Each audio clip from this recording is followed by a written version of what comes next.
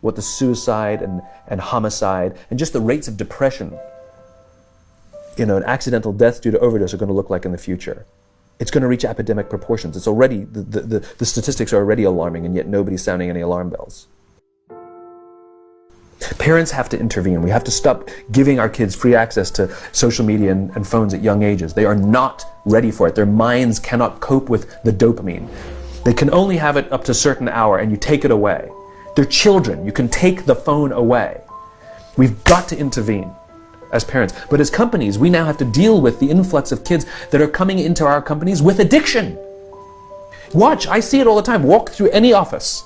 You'll see the older employees have their phones on the sides of their computers as they're working. You'll see the youngest employees have their phones face up in front of their keyboards between their arms as they're working. And this is how they work.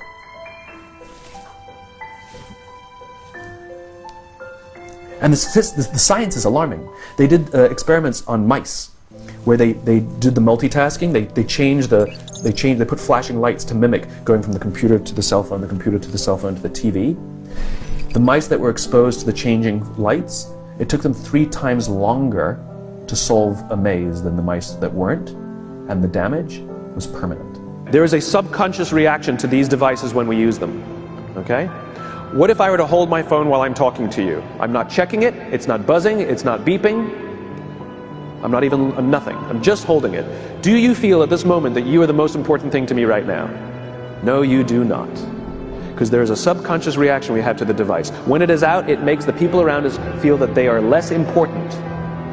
So when we're walking down the halls in our offices and somebody says, hey boss, can I ask you a question? You go, sure, what's on your mind? We've just told them they're not that important. Or we can go, sure, what's on your mind? And if you don't have a pocket, find a shelf, put it on the shelf, come back and say, sure, what's on your mind?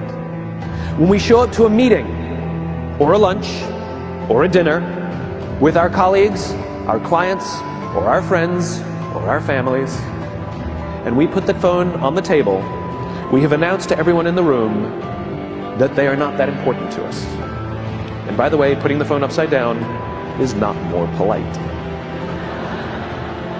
My favorite one is when the meeting or at a lunch with someone, that the phone will ring and the caller ID will pop up and they will go, I'm not going to get it. Oh, so magnanimous. Oh, lucky to eat with you today. Or they could just put the damn thing away. You can tell how addicted we are. When somebody pulls out their phone when you're with them, how uncomfortable does that make us feel? You're walking down the street with someone, they pull their phone out. We feel stupid, so what do? We pull our phones out. We're so addicted. Somebody goes to the bathroom when we're at dinner, and what do we have to sit there by ourselves? God forbid we should look around the room for 5 minutes. We pull our phones out. Meetings, awful. What do we do when a meeting happens, right? Everybody's sitting waiting for the meeting to start. Bob's running a few minutes late. Bob's here? Okay, start the meeting. Do you know when relationships are built? All that in between time.